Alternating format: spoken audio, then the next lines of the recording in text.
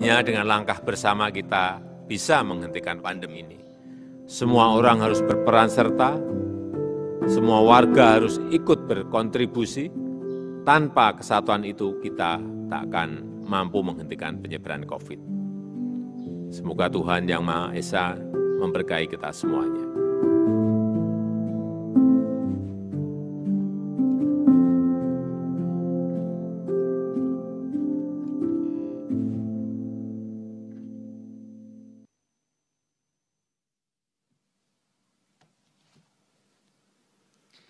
Assalamualaikum warahmatullahi wabarakatuh. Om Swastiastu, Namo Buddhaya, salam kebajikan, salam sejahtera bagi kita semua. Hari ini Selasa 13 Juli 2021, saya Dedi Permadi bersama Profesor Wiku Adisasmito akan menyampaikan perkembangan terkini terkait dengan pelaksanaan pemberlakuan pembatasan kegiatan masyarakat atau PPKM darurat maupun PPKM mikro. Bapak Ibu sebangsa setanah air, pertama-tama izinkan kami atas nama pemerintah menyampaikan rasa empati yang mendalam untuk setiap warga yang sedang berjuang menghadapi virus COVID-19. Baik yang sedang berada di rumah sakit, sedang mencari pengobatan, sedang menjalani isolasi di pusat-pusat perawatan, sedang isolasi mandiri di rumah, ataupun sedang menjaga dan melayani sanak saudara yang terpapar COVID-19. Sungguh kami turut merasakan betapa beratnya situasi yang Bapak Ibu alami. Doa dan usaha kita semua menyertai Bapak Ibu sekalian. Bapak Ibu, meski di tengah situasi sulit ini, kita tidak boleh menyerah. Kita harus terus optimis. Kita harus terus bersemangat untuk menjaga imunitas kita. Perlu kita yakini bahwa berbagai upaya nyata sedang dan terus dilakukan pemerintah bersama seluruh pihak untuk merespon situasi ini. Dalam rangka pemenuhan kebutuhan obat-obatan, pemerintah telah memutuskan untuk menyiapkan 300.000 paket obat yang akan dibagikan secara gratis dan bertahap kepada masyarakat penderita COVID-19.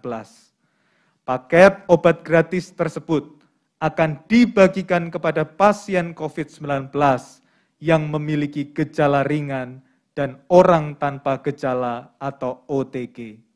Paket akan disediakan oleh Kimia Farma dan didukung oleh TNI. Sedangkan pembagian paket ini akan dilakukan oleh Babinsa, Babin Kantipmas, dan berkoordinasi dengan Dinas Kesehatan serta Puskesmas setempat.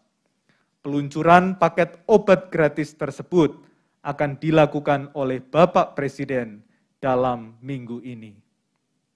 Bapak Ibu sebangsa setanah air, kita juga patut bersyukur karena Indonesia siang ini baru saja menerima tambahan pasokan 1,4 juta dosis vaksin siap pakai produksi Sinopharm. Ini adalah kedatangan vaksin COVID-19 tahap ke-22 sejak kita menerima kiriman pertama di tanggal 6 Desember 2020. Dalam 3 hari ini, Indonesia juga akan kembali menerima kedatangan vaksin Sinopharm dengan jumlah total kedatangan sekitar 4 juta dosis vaksin.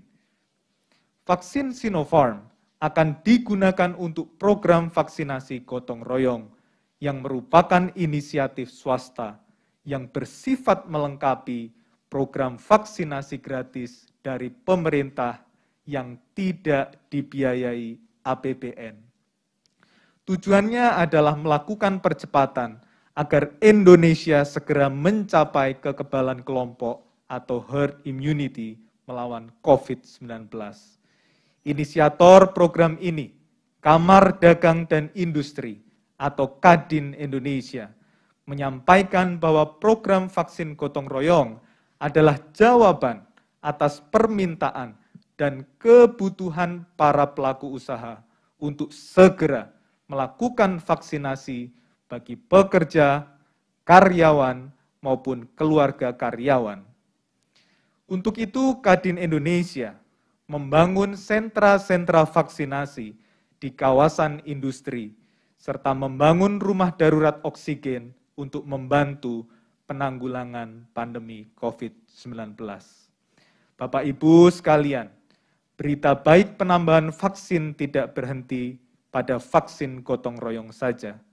Nanti malam kita kembali kedatangan 3,4 juta dosis vaksin siap pakai AstraZeneca, hasil kerjasama multilateral fasilitas COVAX. Dan lusa, vaksin Moderna, kerjasama bilateral dengan Amerika Serikat, juga akan kembali datang. Bapak Ibu, dalam 1 minggu saja, Indonesia mendapat 5 kali kiriman vaksin dari berbagai jalur kerjasama. Dalam 1 minggu ini saja, kita mendapat tambahan 17,8 juta vaksin. Menambah total vaksin yang sudah kita terima menjadi lebih dari 134 juta dosis, baik dalam bentuk jadi maupun bahan baku. Pemerintah telah memutuskan bahwa jumlah minimal masyarakat yang akan divaksinasi naik dari target semula sebanyak 181,5 juta orang menjadi 208.265.720 orang. Angka ini termasuk anak dan remaja berusia 12 sampai dengan 17 tahun. Peningkatan target ini tentu dalam rangka memastikan kekebalan komunal betul-betul dapat kita capai dan pandemi betul-betul dapat diatasi.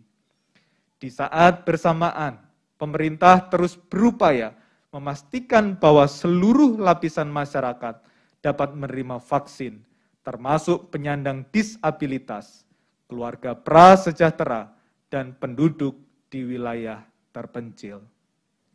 Bapak Ibu sebangsa setanah air, kita tentu berharap dan berupaya secara total agar PPKM darurat ini dapat berakhir di tanggal 20 Juli 2021.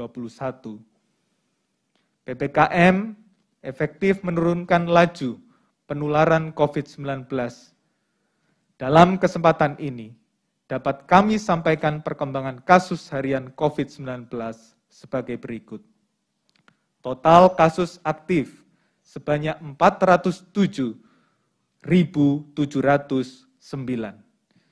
Kasus baru harian tercatat sebanyak 47.899 kasus.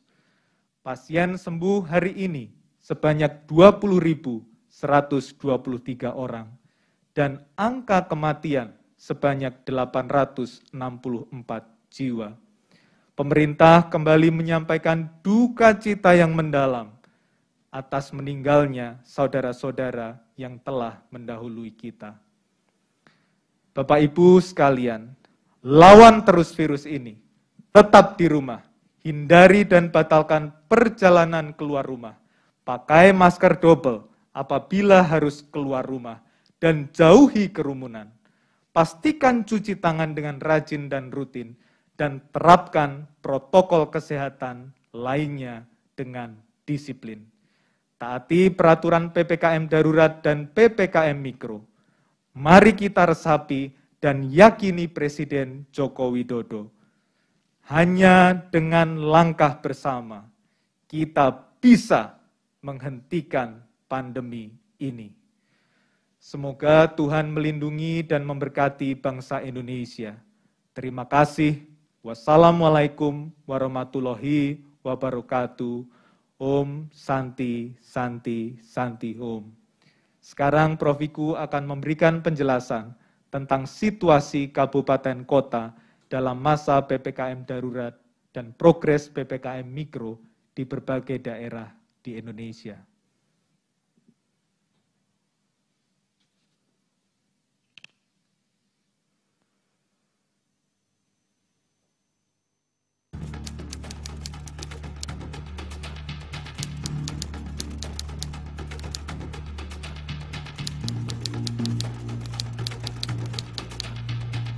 Kita sempat terhenti seperti jarum jam dinding yang tidak berfungsi. Ada mereka yang jatuh, ada mereka yang sakit, ada mereka yang kehilangan, ada mereka yang meninggalkan. Tidak satu, tidak dua, mereka pergi bergerombol dalam gelombang bernama kematian. Pandemi akan pergi seperti kabut yang hilang sebelum fajar.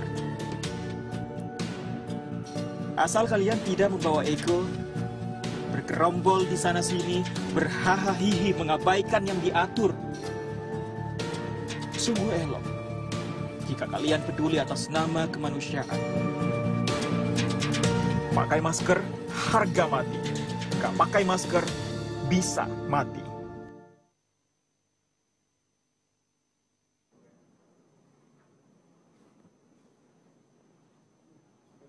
Assalamualaikum warahmatullahi wabarakatuh. Selamat sore. Hari ini saya akan menyampaikan perkembangan penanganan COVID-19 di Indonesia. Pemerintah melalui Menteri Dalam Negeri telah mengeluarkan instruksi Mendagri nomor 19 dan 20 tahun 2021. Melalui Inmendagri nomor 19 tahun 2021, pemerintah menegaskan bahwa tempat ibadah tidak mengadakan kegiatan ibadah secara berjamaah. Bagi masyarakat yang ingin beribadah, maka kegiatan ibadah dilakukan di rumah. Inmendagri ini juga meniadakan pelaksanaan resepsi pernikahan.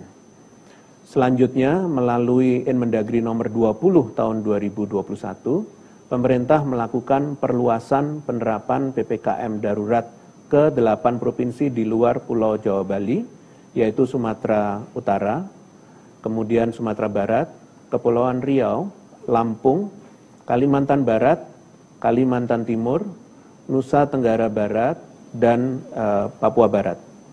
Sementara itu, PPKM di 18 provinsi di luar Jawa Bali diperketat untuk menekan angka kasus positif COVID-19.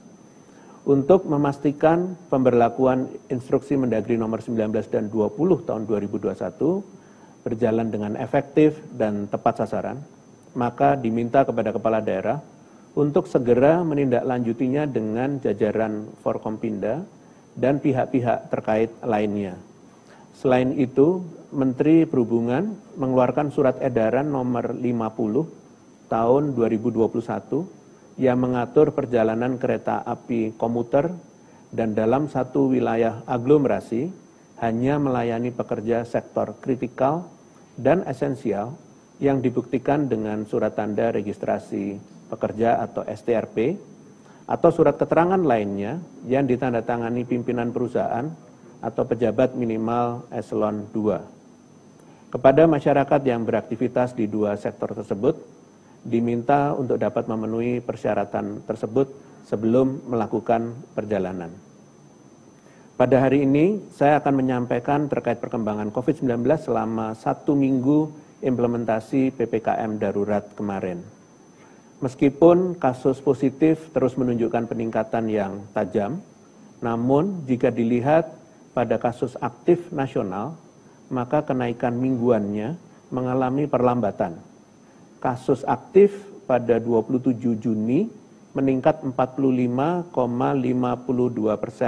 dari minggu sebelumnya, kemudian pada 4 Juli meningkat 42,15%, dan pada 11 Juli meningkat 27,36%. Peningkatan ini cenderung lebih rendah daripada minggu-minggu sebelumnya. Jika dilihat pada 34 provinsi, ternyata sebanyak 16 provinsi mengalami perlambatan kenaikan kasus aktif.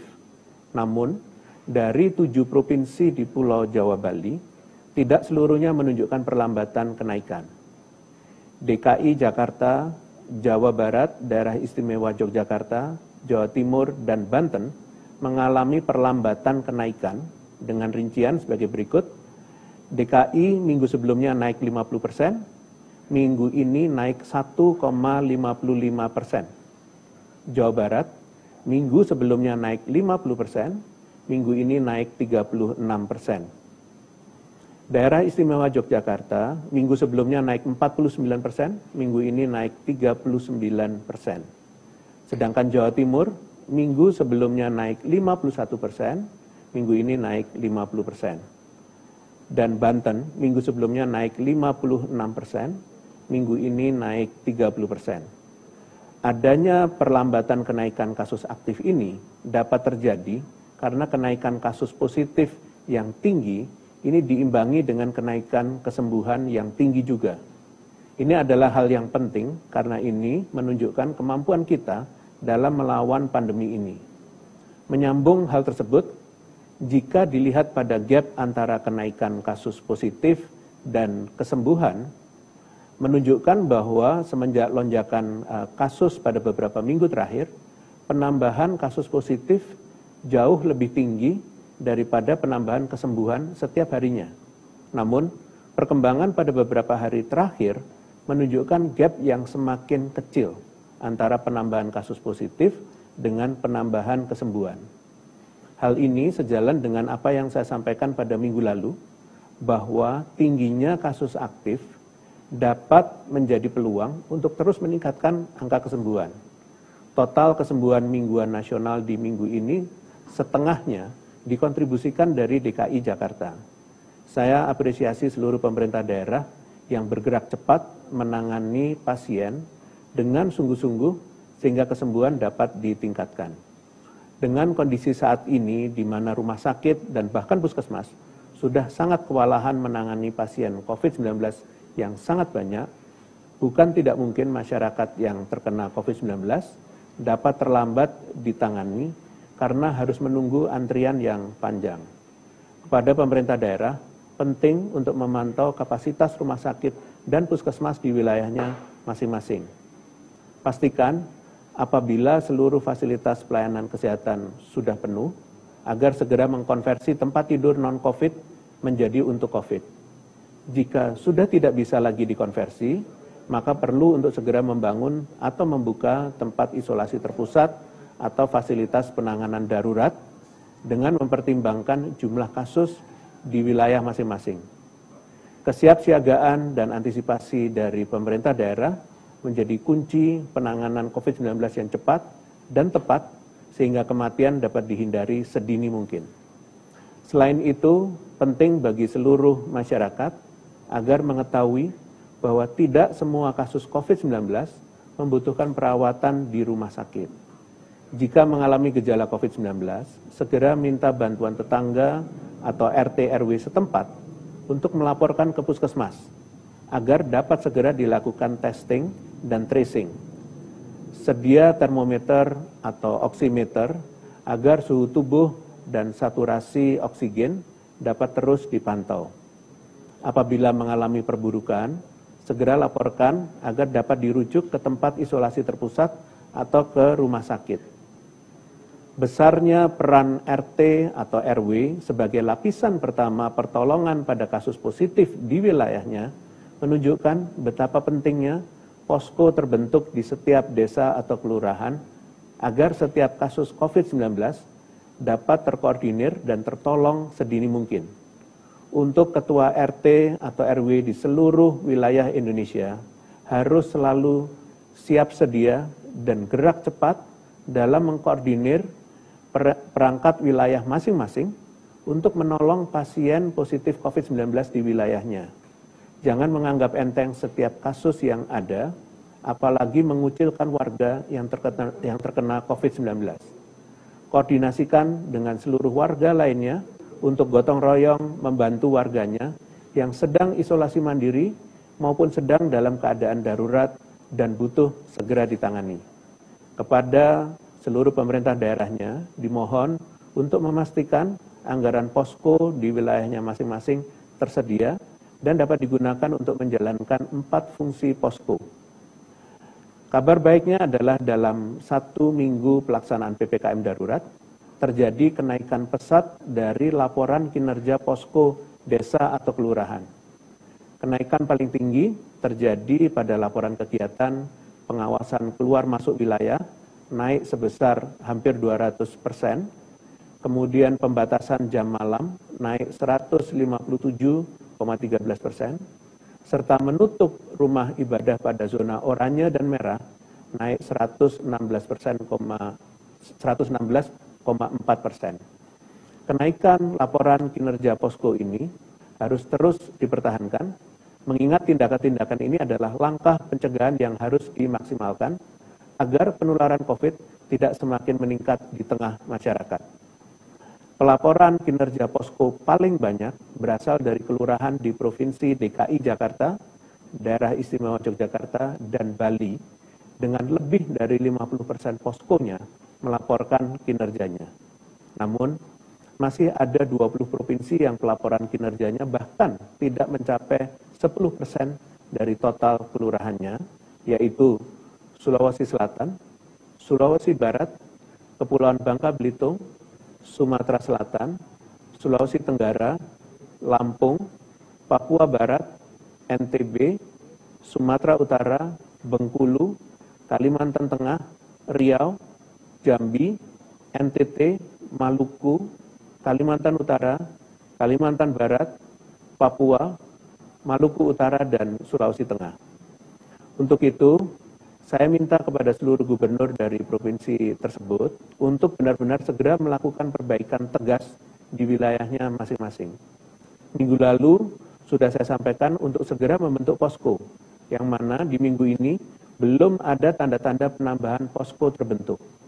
Jangan menunggu sampai kasus di wilayahnya kritis untuk dapat sadar akan pentingnya pembentukan posko. Upaya pencegahan dan penanganan pertama melalui posko maupun upaya pemerintah daerah dalam meningkatkan pelayanan kesehatan tentunya tidak akan cukup apabila masyarakat tidak menjaga diri dan orang terdekat dari penularan COVID-19. Sayangnya, pada minggu ini terjadi kenaikan jumlah kelurahan yang kepatuhan memakai masker warganya kurang dari 60%, di mana minggu sebelumnya sebanyak 2.654 kelurahan atau desa bertambah di minggu ini menjadi 3.455 kelurahan desa. 3.455 kelurahan desa tidak patuh tersebut paling banyak berasal dari Jawa Timur, yaitu 569 kelurahan desa tidak patuh, Aceh 558 kelurahan atau desa tidak patuh, Jawa Barat 481 kelurahan atau desa tidak patuh, Jawa Tengah 270 kelurahan desa tidak patuh, dan Gorontalo 212 kelurahan atau desa tidak patuh. Ini menunjukkan bahwa semakin bertambahnya kelurahan desa yang warganya abai dalam menjalankan protokol kesehatan. Ingat, penanganan COVID-19 dengan meningkatkan fasilitas kesehatan mungkin saja dapat membantu penanganan pada orang yang sudah terinfeksi COVID-19. Namun, tidak akan pernah cukup apabila orang yang terinfeksi jumlahnya terus meningkat dan tidak terkendali. Upaya jangka panjang, murah, dan paling tepat adalah dengan terus meningkatkan kedisiplinan dalam menjaga jarak, memakai masker, dan menjaga kebersihan diri. Kapan pandemi ini berakhir ditentukan dengan seserius apa kita berkomitmen untuk disiplin protokol kesehatan, serta ketegasan pemerintah pusat maupun daerah dalam menindak tegas pelanggarannya oleh individu, kelompok masyarakat, atau institusi. Melindungi diri dan orang-orang terdekat sebenarnya sangat mudah dilakukan, yaitu dengan menolak kunjungan atau ajakan berkumpul yang berpotensi meningkatkan penularan, memanfaatkan sebaik mungkin apabila memiliki kesempatan untuk work from home, dan sebisa mungkin tidak keluar rumah untuk keperluan yang tidak mendesak. Bagi yang terpaksa harus keluar rumah untuk bekerja, mohon untuk menggunakan masker dengan baik dan benar, dan selalu mencuci tangan, atau minimal membawa hand sanitizer. Jangan membuka masker di tempat keramaian, apalagi pada saat berbicara dengan orang lain. Saya turut mendoakan semoga kita semua terpaksa tetap harus keluar rumah untuk bekerja agar selalu dilindungi oleh Tuhan Yang Maha Esa dan diberikan kesehatan agar terhindar dari COVID-19. Selanjutnya, saya perlu memberitahu bahwa pada saat ini, menurut WHO, hampir lebih dari 24 negara di dunia sedang mengalami kenaikan kasus COVID-19 yang sangat tajam.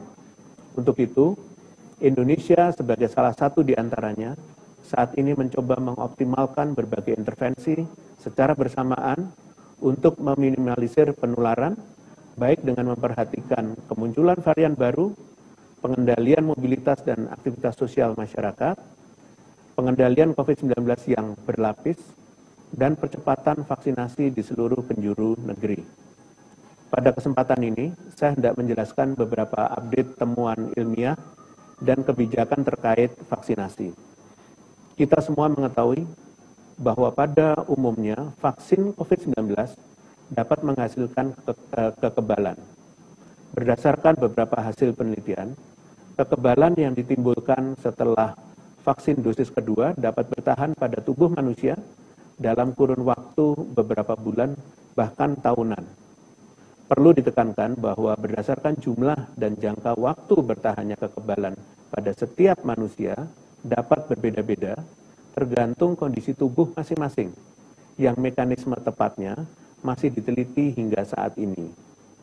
Sebagaimana yang kita ketahui bersama bahwa adanya berbagai macam varian di lingkungan seperti alfa, beta, gamma, dan delta yang dikenal sebagai varian of concern adalah varian yang dapat menyebar dengan lebih cepat, meningkatkan peluang keparahan gejala, dan atau berpeluang pula menurunkan efektivitas vaksin yang telah diberikan. Meskipun demikian, menurut temuan dari beberapa studi ilmiah dari berbagai jenis vaksin yang disarikan oleh WHO, keberadaan vaksin COVID-19 masih penting, terutama dalam meminimalisir gejala yang ditimbulkan. Sehingga pada kondisi saat ini, di mana kita sedang menghadapi second wave, maka optimalisasi intervensi, termasuk dalam hal vaksinasi, terus dijalankan. Solusi lain yang dapat dilakukan diantaranya melakukan booster vaksin dosis ketiga maupun mixing vaksin. Selain dengan percepatan vaksinasi di berbagai wilayah di Indonesia, saat ini pemerintah Indonesia berencana melakukan penyuntikan booster dosis ketiga kepada tenaga kesehatan yang dinilai memiliki risiko penularan tertinggi, baik karena intensitas maupun lokasi beraktivitas yang sangat tinggi laju penularannya, yaitu fasilitas pelayanan kesehatan. Masyarakat perlu memahami bahwa praktek mixing vaksin atau pemberian jenis vaksin COVID-19 yang berbeda sudah banyak direkomendasikan oleh peneliti dengan latar belakang keamanan dan ketersediaan vaksin yang dinamis. Praktek mixing vaksin sebelumnya pernah dilakukan untuk beberapa jenis penyakit menular sebelumnya, misalnya HIV dan Ebola. Selain itu, sudah semakin banyak jenis vaksin yang telah mendapatkan emergency use of listing dari WHO, sehingga banyak ahli yang memikirkan intervensi sebaik mungkin dengan menggunakan sumber daya yang ada. Saat ini, beberapa negara juga melakukan hal yang sama, misalnya Thailand, yang akan menyuntikkan vaksin AstraZeneca pada tenaga kesehatan yang sudah mendapat 2 kali dosis vaksin Sinovac, demi proteksi tambahan bagi tenaga kesehatan. Tentunya, praktek ini dilakukan setelah studi klinis yang dilakukan terlebih dahulu. Terlepas dari adanya penambahan kebijakan ini, pemerintah tidak akan lepas dari fokus utama, yaitu mempercepat pembentukan kekebalan komunitas sesegera mungkin. Pemerintah terus menjamin seluruh masyarakat, khususnya populasi rentan, mendapatkan haknya untuk divaksin. Untuk saat ini, secara umum, 2 kali dosis vaksin sudah cukup bagi masyarakat umum untuk membentuk kekebalan individu, sehingga masyarakat dihimbau untuk tidak melakukan mixing vaksin atau penambahan dosis booster sendiri dan bahkan tanpa pengawasan tenaga kesehatan. Hal yang terpenting saat ini ialah persebaran vaksinasi yang merata dan berkeadilan secara nasional. Namun, sekali lagi saya ingatkan bahwa vaksinasi tidak akan sempurna jika tidak diikuti dengan intervensi lainnya seperti pengendalian mobilitas dan aktivitas masyarakat serta kepatuhan yang tinggi terhadap protokol kesehatan. Semua pengaturan intervensi tersebut terangkum dalam kebijakan nasional, yaitu PPKM darurat dan PPKM diperketat yang saat ini kita terapkan bersama. Oleh karena itu, mohon kepada masyarakat untuk sungguh-sungguh dalam menjalankan serta mematuhi peraturan yang berlaku selama masa krisis ini dengan penuh tanggung jawab. Ini demi diri kita, keluarga kita, bangsa kita, bahkan dunia. Sebagai penutup, saya akan menyampaikan isu terkait penanganan COVID-19 yang berkembang dalam beberapa hari ini. Pada hari Minggu 11 Juli 2021, pemerintah Indonesia menerima kedatangan sebanyak 3.006 dosis vaksin Moderna melalui skema kerjasama COVAX Facility. Ini merupakan vaksin Moderna pertama yang diterima pemerintah Indonesia. Nantinya jumlah vaksin Moderna yang datang ke Indonesia akan bertambah. Vaksin Moderna ini juga telah mendapatkan Emergency Use of Authorizations dari Badan POM yang dikeluarkan pada tanggal 2 Juli 2021. Kedatangan vaksin Moderna ini menambah pasokan di Indonesia. Saat ini total stok vaksin COVID-19 di dalam negeri mencapai lebih dari 122 juta dosis. Sehubungan dengan upaya pemerintah dalam mencegah masuknya imported case dari luar Indonesia, pemerintah meminta kepada Satgas yang terlibat di dalam screening di pintu masuk Indonesia untuk menegakkan kebijakan sesuai dengan peraturan yang berlaku. Jangan sekalipun melakukan pelanggaran dalam bentuk apapun terhadap pelaku perjalanan internasional. Sanksi tegas akan dijatuhkan jika ditemukan oknum petugas yang melakukan pelanggaran terhadap ketentuan perjalanan internasional. Selain itu, bagi masyarakat yang ragu terhadap keakuratan hasil tes PCR yang dilakukan di lokasi karantina perjalanan internasional, maka pemerintah menyediakan layanan tes konfirmasi secara mandiri di salah satu dari 3 rumah sakit yang sudah ditunjuk pemerintah, yaitu Rumah Sakit Polri, Rumah Sakit Cipto Mangunkusumo, dan Rumah Sakit Pusat Angkatan Darat. Dimohon agar fasilitas yang disediakan tersebut dapat dimanfaatkan dengan baik dan secara bertanggung jawab. Demikian konferensi pers pada hari ini. Saya lanjutkan dengan sesi tanya jawab media.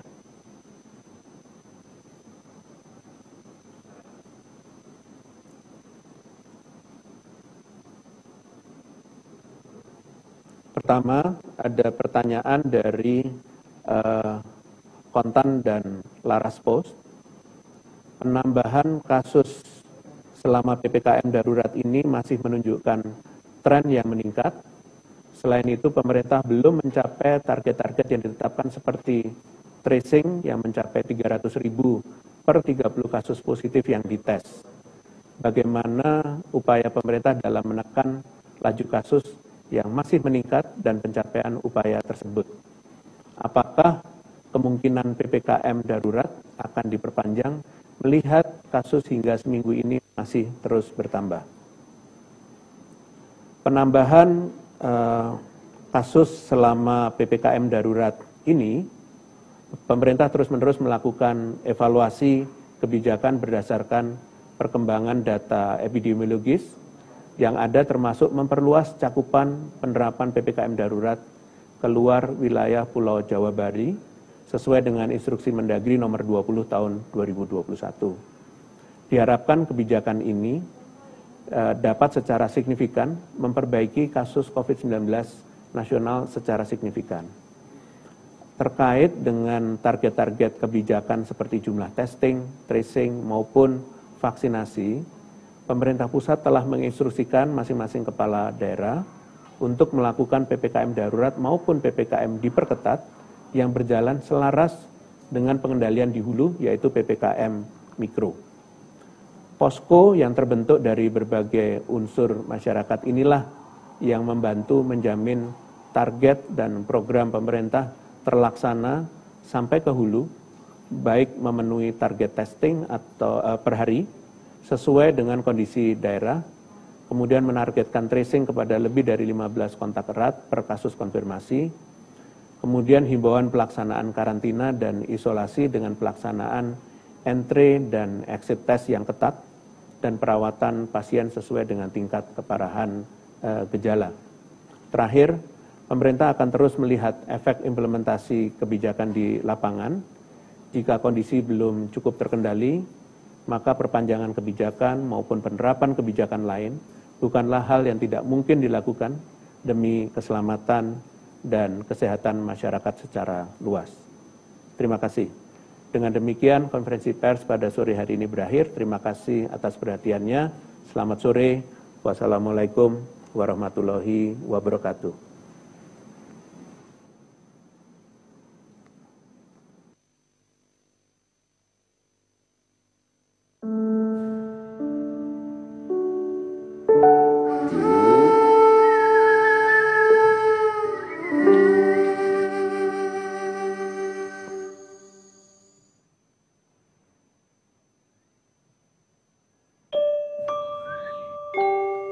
Di sana, nenek sudah vaksin.